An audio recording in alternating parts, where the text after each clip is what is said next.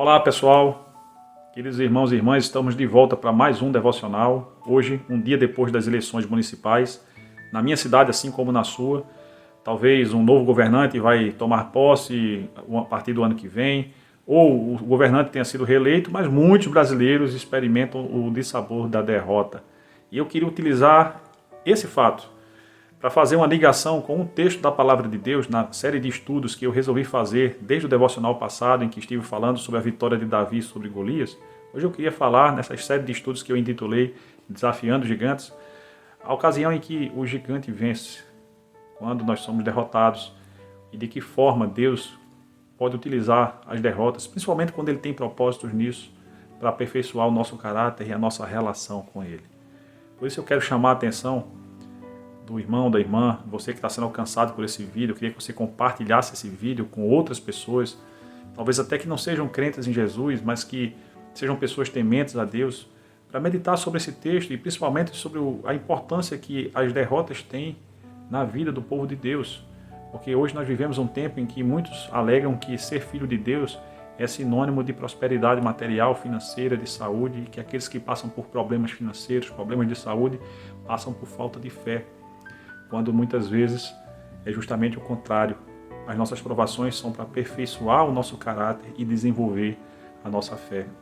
Esse era o caso de Israel quando experimentou a amarga derrota para o Império Babilônico, que você pode conferir resumidamente de 1 a 5 de Jeremias 39. E o texto diz o seguinte: no ano 9 de Zedequias, rei de Judá, no 10º mês, veio Nabucodonosor, rei da Babilônia, e todo o seu exército contra Jerusalém e a cercou. No ano 10º, ou seja, 2 anos depois, no 4º mês, aos 9 dias, fez uma brecha na cidade e entraram nela todos os príncipes do rei da Babilônia e pararam na porta do meio. No versículo 4 está escrito: e sucedeu que, vendo-os, Zedequias, rei de Judá, e todos os homens de guerra fugiram, saindo de noite da cidade pelo caminho do jardim do rei, pela porta que está entre os 2 rumos, e seguindo pelo caminho da campina. Mas o exército dos caldeus os perseguiu e alcançou a Zedequias nas campinas de Jericó, e eles o prenderam e fizeram-no subir a Nabucodonosor, rei da Babilônia, a Ribla, na terra de Ramate, e o rei o sentenciou. Nesse momento nós temos então a configuração da derrota de Zedequias, descendente de Davi, para o inimigo babilônico.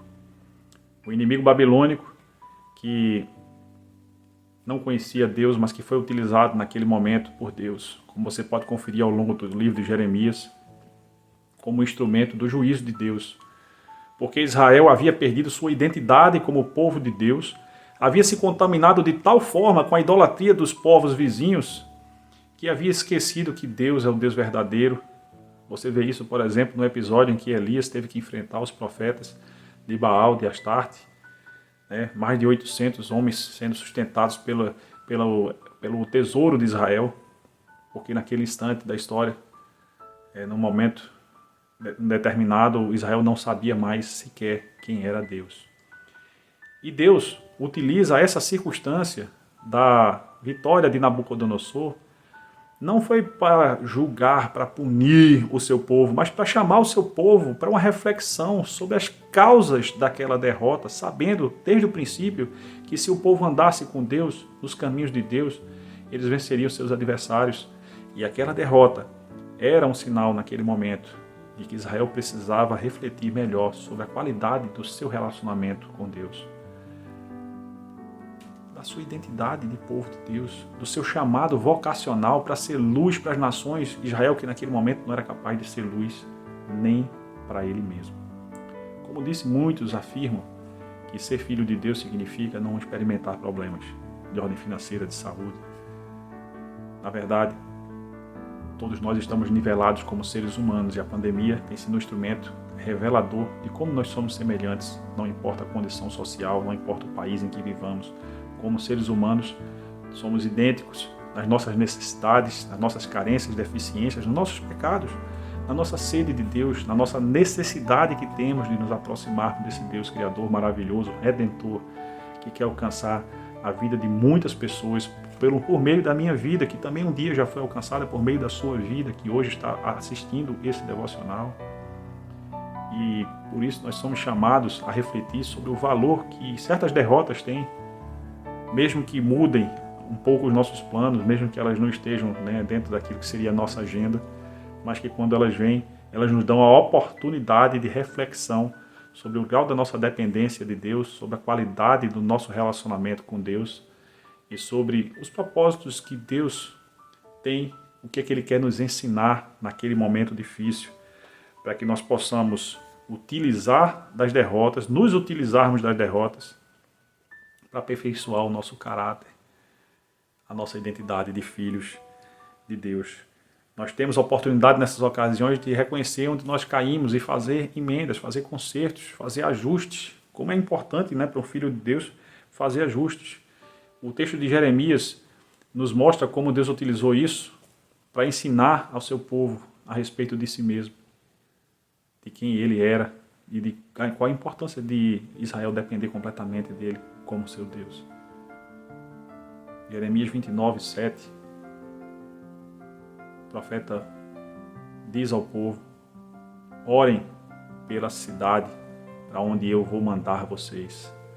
Orem pela paz da cidade, porque na sua paz encontrareis paz. Que fantástico, queridos, que a palavra de Deus nos ensina. Por exemplo, se é o caso de você ter seu candidato ter perdido, infelizmente, a eleição, que você precisa orar pela cidade onde você vive, não importa quem esteja no comando dela. Quem estava no comando daquela cidade, na Babilônia, era Nabucodonosor, o rei que sentenciou Zedequias, que matou os filhos de Zedequias, que cegou Zedequias, exercendo seu juízo. Mas eu achei interessante que ele teve o cuidado, antes de sentenciar o rei de Israel, de questionar o que é que o profeta Jeremias havia falado que ele faria. E ele não ousou matar Zedequias, porque Jeremias disse que assim seria. Mesmo o ímpio demonstrando temor a Deus, procurando saber o que é que Deus havia sentenciado e de que forma Deus queria usar a vida dele.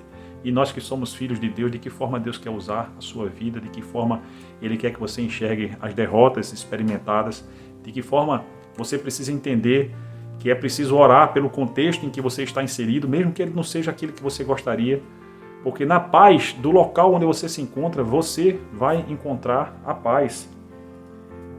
Queridos, eu queria finalizar dizendo que naquele contexto da história de Israel, Deus nos promete sempre, aqueles que têm fé, nós que somos o seu povo, seus filhos, dias melhores. E a palavra de Deus, lá em Jeremias 27, no versículo 22, ele termina dizendo que a Babilônia, que tinha sido instrumento do seu juízo, né, vocês vão ser levados, ali vocês vão ficar até o dia em que eu os visitar, diz o Senhor. Então os farei subir e os tornarei a trazer a este lugar. Mesmo Deus tendo permitido que o seu povo passasse por aquela provação, Ele jamais se esqueceria do seu povo. É isso que a palavra está dizendo. Vocês vão voltar para casa. Essa é a boa notícia. Nós temos a convicção de que um dia também voltaremos para o nosso Deus. Com essa convicção a gente pode experimentar os dissabores da vida, experimentando também viver para Ele, porque vivemos por causa dEle.